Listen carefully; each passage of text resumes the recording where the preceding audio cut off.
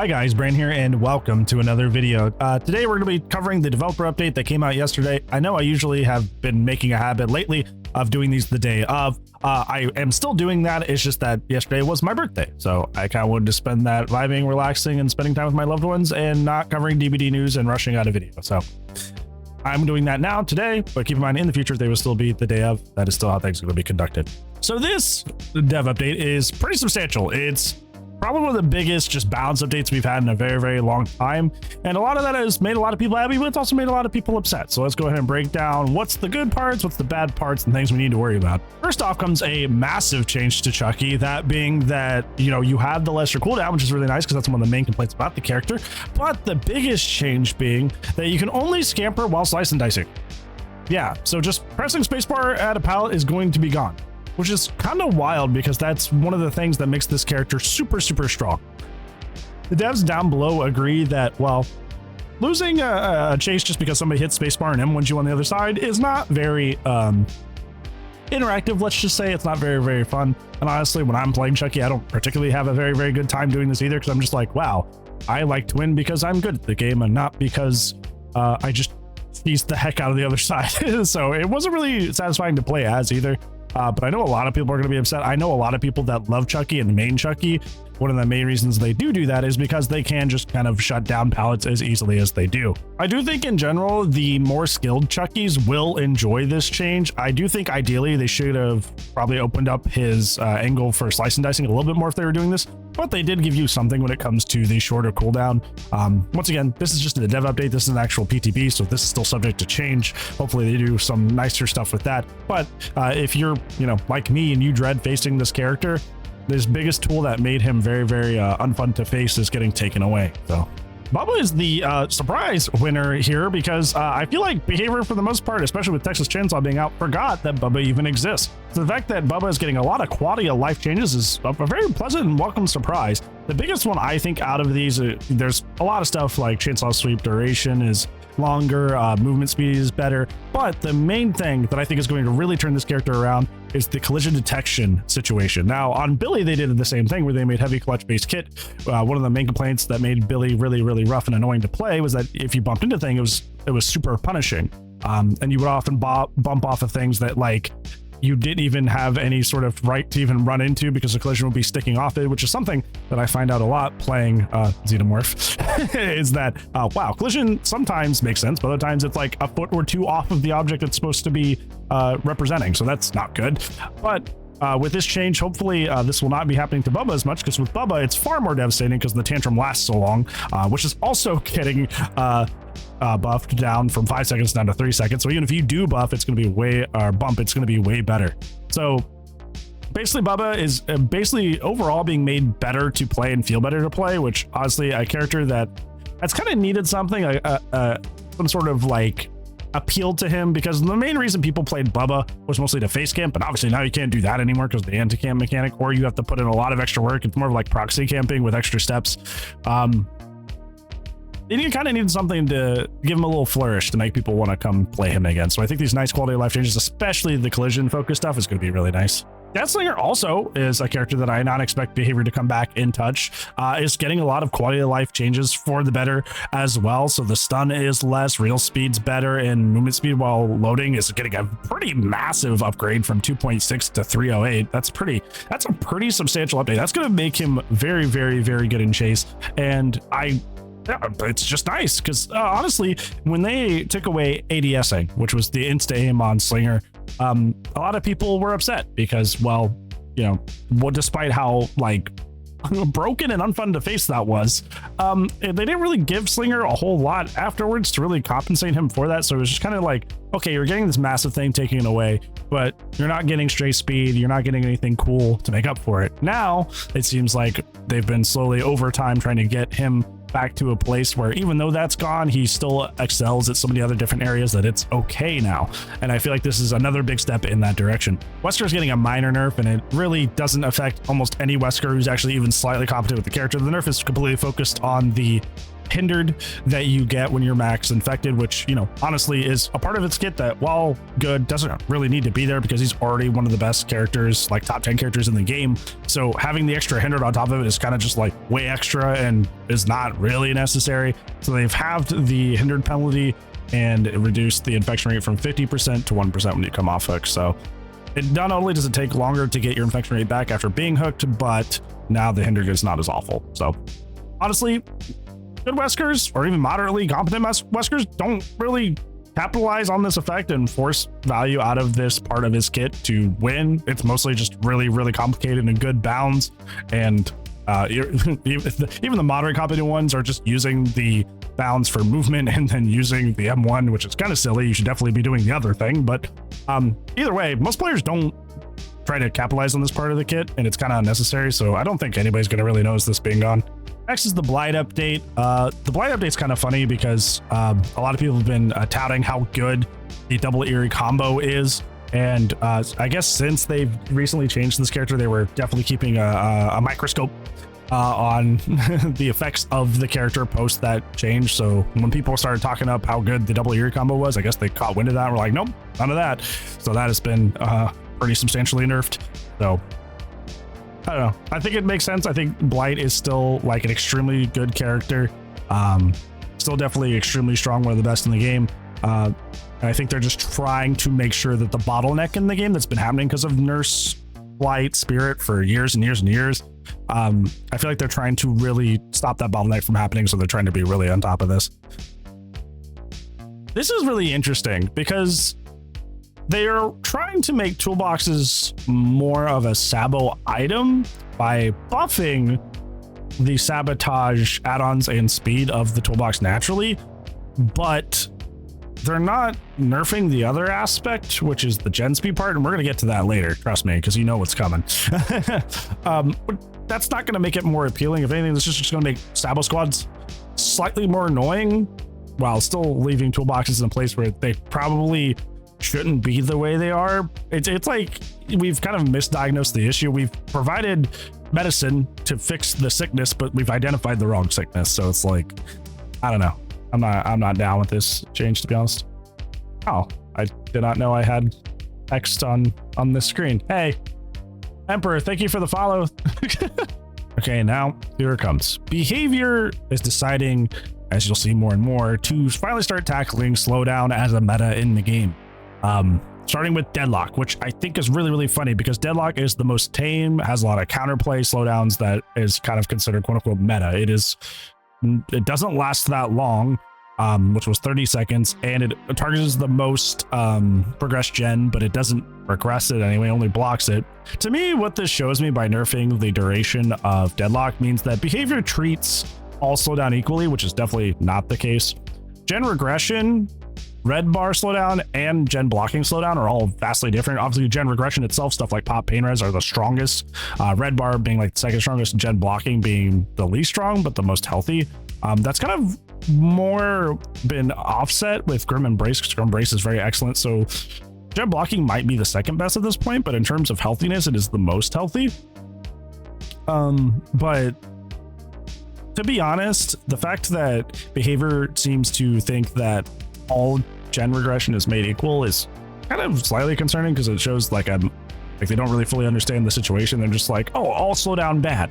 It's like, well, gen blocking is a timeout versus like forcing survivors to redo what they've already done or spend more time of a gen, which is, you know, way more uninteractive. So that's kind of disappointing to see, especially Deadlock, which has counterplay around it as well. But before we get into the worst parts, you guys have been wanting this for a very, very long time. So here's background player is getting nerfed, but not in a way that you may enjoy. So the speed is gone. It's back to 150. So there you go. But this is where things get kind of scary, because the duration of exhaustion went from 40 seconds to 20. So while this is going to remove more of those situations where somebody's able to hang out at like, was it 24 meters away and then still get a save, those situations are going to be going away. The problem is that the exhausted duration is only going to be 40 seconds. So a thing with background player, which I know it's going to upset the killer players. There was a thing with background player that was like, you know, there was kind of like a skill expression with the perk, which was like pocketing it and using it. Like, when do I pocket it? When do I use it? Because sometimes it wasn't a good idea to pop background player if you plan to go for a save later or go for something later. Instead of just using it to traverse the map in a situation where it wouldn't be vital. So smart players would pocket it, so they would intentionally walk as to not accidentally activate background player and save it for later. There's kind of like some thought to the perk. Now the exhaustion has been lowered down to 40 seconds, so you can kind of just like pop background player way more often and get it back way quicker without having to pocket it, which kind of results in a very nasty situation where not only do you have a very, very strong save perk for saving other survivors, but now also you have a very, very strong map traversal perk, because now since it comes back more often, you're going to be having literally background plays more often that are going to shift the game more in the survivor's favor. So while you have prevented some of the more obnoxious and unfair saves in the game by doing this, by also adding the exhaustion duration buff to it, you are creating more background play that is going to affect the game in a macro way in the survivor's favor, which is going to also be obnoxious. So that's something that probably shouldn't go through. Once again, like we were talking about earlier, Grim Embrace is also being nerfed, just like Deadlock. This is fairly minor. It's only 2 seconds every time, but it still, once again, shows that behavior doesn't really differentiate or understand the difference between gen blocking, red bar, and regression in terms of like how healthy they are for the game, and just kind of are treating them all as blanketly bad because they're all slowdown, which is not my favorite. Thankful behavior has also kept a magnifying glass on Decisive Strike, because I've been getting offensively DS so much since the update. No, if I'm not telling I won't get hit by it, that's not a good thing to say, because obviously survivors have many ways to force it, especially with the new perks that have released since DS used to be strong, like DS Blot Twist. It's a very, very nasty combo. So it's left us in some pretty nasty situations. So they're going to lower it from 5 seconds to 4 seconds. I have a whole video made about this. I still think the DS having anti-tunnel locked behind a paywall kind of lame. I do think there should be some sort of base anti-tunnel mechanic, kind of like the anti-camp mechanic, and DS should do something else entirely, instead of forcing people to buy something to avoid being tunneled. I've already made a whole video about that, so I'm not going to reiterate, but they are lowering the time by 1 at the very least. Here comes the one that probably hurts arguably the most, which is Pop Goes Louisely. You guys know that in terms of me with the Xenomorph, Pop is a very, very excellent perk on that character because of their excellent map traversal. It's being regressed. It's being nerfed all the way from 30% down to 20%. The funny thing that tickles me about this is it says Pop has been proven to be very strong, and the conditions to activate it aren't very difficult. You do have to complete a chase and down and hook the survivor and deliver it to the correct gen, because if you deliver the Pop to a low progress gen, it's not going to get as much value if you use it on a gen that has a lot of progress. So the perk requires you to be relatively good at chase, to end chases quickly, find a gen with your macro sense to get the most value out of it. So I don't really know where that comes from, that like it's like hard to use or difficult to activate. Kind of doesn't tell the whole story. So that on top of like the excessive nerf is kind of wild. If you're gonna nerf it at all, I feel like we could at least compromise on 25%, but I still think it's unnecessary. I think in general, moving away from slowdown as a meta is still healthy for the game. But doing that not in tandem with Gen Rush is going to create a lot of severe problems. Proof still being good, Deja Vu, Resilience, toolboxes, brand new parts, like all that stuff is still going strong. Hyper Focus Stakeout, Built to Last, really good toolbox. Like this stuff is really like still really strong in 2024. So it's not really a whataboutism thing, because these things go hand in hand, right? It's the other side of the coin. They are the same coin, there's just one side and the other. So now, until they decide, if they decide to go and handle the other side of this equation, the other side of the coin, we're just gonna be in a pretty rough spot until they go and address the other side. It's gonna be, we're just gonna have rough games for a while, and I'm not looking forward to playing the game in a world where slowdown is getting pervasively nerfed, but Gen Rush is not as of now. So it worries me. All right, so let's take a look at the buckle up change. So on the surface, this looks pretty good. Buckle up no longer provides endurance. It is now an exhaustion perk, except you apply it to other people. So when you pick somebody up, they get to run away at 150% speed, which leaves the saver right where they are. Which on the surface sounds like a great fix. That's a great way to go about things. Until you realize that there are other ways to apply endurance to yourself when it comes to healing somebody from the dying state, like made for this.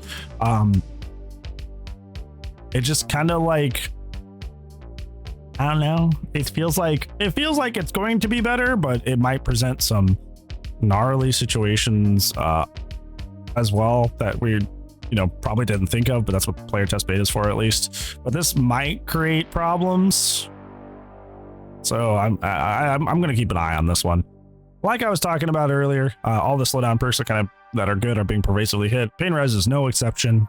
This one is going down by 5%. Still going to be pretty good, but once again, adjusting these without adjusting the gen rush side of things is disappointing, and it's going to create a very unfun meta for a bit for the killers versus survivor sort of situation for a while. And I do not look forward to the era where all these go down, but like survivor stuff's still good.